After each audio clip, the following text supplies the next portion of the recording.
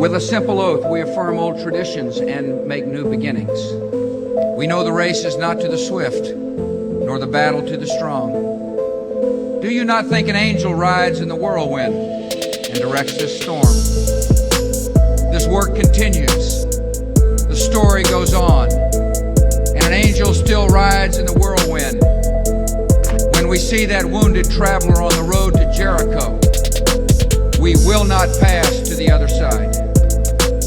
We will not pass to the other side. We will not pass to the other side. We will not pass to the other side.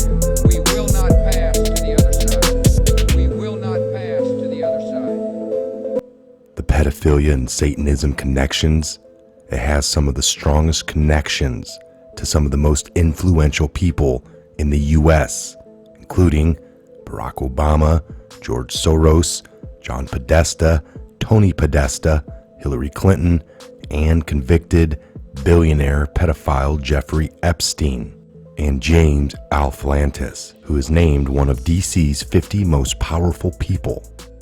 The point of all that is the connections are endless with this Epstein.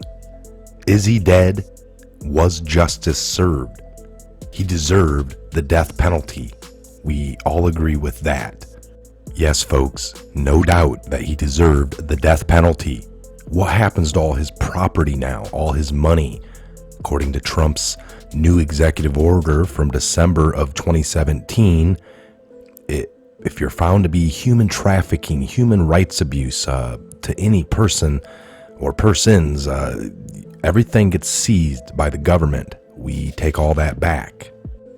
Jeffrey Epstein's endless connections, assertions and speculations spread like wildfire. Epstein was murdered. He isn't dead at all.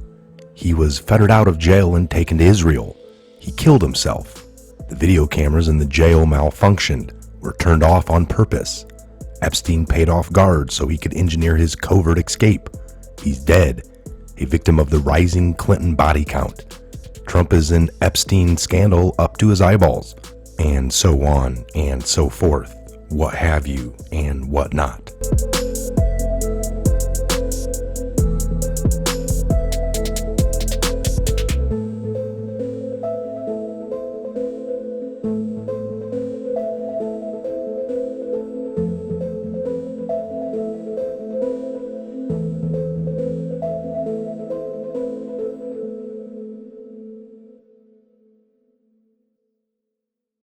I call your attention to two writers who are digging into Epstein's seemingly endless high-level connections.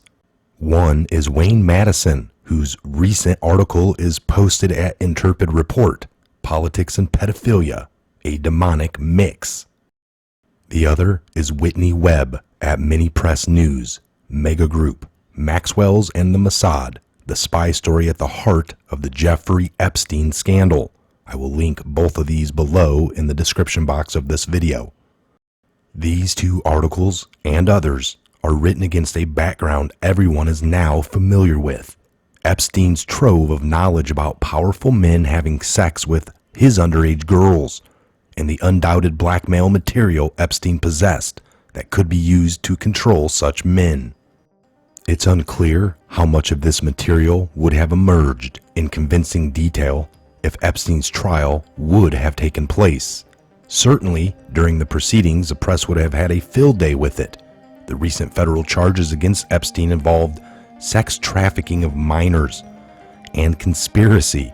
In bringing evidence in the court, it's entirely possible that the specific customers would have been exposed, at least by implication, if not directly. In my non-legal opinion, a great deal of wrangling would have occurred around the issue of naming names of customers. The judge might have ruled that the names had to be omitted in the courtroom. If so, why isn't Epstein still present in jail awaiting trial? Perhaps in recent months he had made private threat to name names unless he was somehow taken off the hook. We know in a recent video I did 2 weeks ago that he offered to name names for a 5-year sentence. His lawyers came forward and offered. If his powerful cohorts and handlers believed he was becoming unstable, if he was now a loose cannon in their eyes, they would have to take action.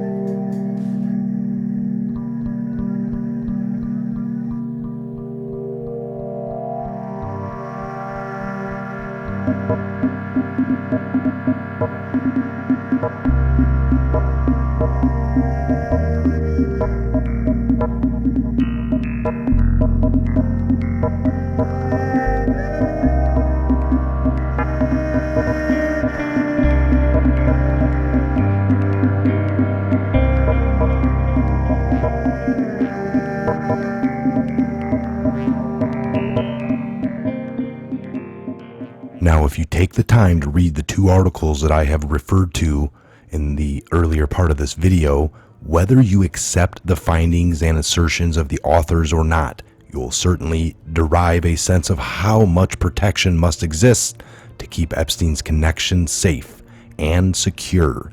The man seemed to know everybody: scientists at Harvard, lawyers, very rich businessmen, spies, organized crime figures, presidents of multiple countries. There are also two serious questions about Epstein's money, as in billions of dollars. Where did it come from? Did he really earn it by investing for clients? Or was it funneled to him to prop him up so he could himself act as a secret agent collecting blackmail material on the key men around the world? Did he have a close and enduring relationship with the Mossad? As usual, in researching the answers to these questions, you don't find smoking guns laying on a table in full view under a spotlight. At least not yet. You have to make a convincing, circumstantial case, for which most people, unfortunately, don't have the patience. They simply want to assume they already know everything worth knowing. Then they fixate on one detail or one claim, tell you it proves they are right on the whole story, and then they move on. Now, after reading Madison and Webb's work, particularly Webb's, I'm at least convinced that Jeffrey Epstein's story is much, much bigger than most people can even realize or fathom. It's shocking that Epstein, with all his connections, ever emerged in public view at all. Only under the Trump administration. You'd think the man would have been kept under the wraps. But then, given what he has been doing, and with whom and where, his island fortress, how could he remain anonymous? It seems that for decades, he has virtually been asking for attention. He's been bragging about his crimes. These are not the acts and attitudes of a traditional spy/agent at all. All along, people behind Epstein have been taking a risk, purposely stimulating their adrenaline, betting on the money line that no matter what eventually happened to Epstein, that they would be able to escape unscathed. I believe that's called a clue. It tells you something about the degree of the power they possess, and it tells you something about their hubris. Long, long ago, they crossed the line between any sort of morality and sheer crime. Operating in darkness, they won their game over and over again. What is left? Their basic character bankrupted. They can only now indulge in their appetite for more destruction. Whether they know it or not, whether they care or not, this becomes self-destruction. That doesn't solve our problem, but it puts a cap on their problem. I'm Michael, this is the Patriot Hour. We will keep following along with this story as more develops. Make sure you're subscribed. Please like, share, and comment. Share across all social media platforms while you can. We are heavily shadow banned. You could help beat that algorithm by giving this a thumbs up, liking it manually, and sharing it manually. They can't stop you from doing that. Not yet, at least. God bless to each and every one of you. Where we go one, we go all.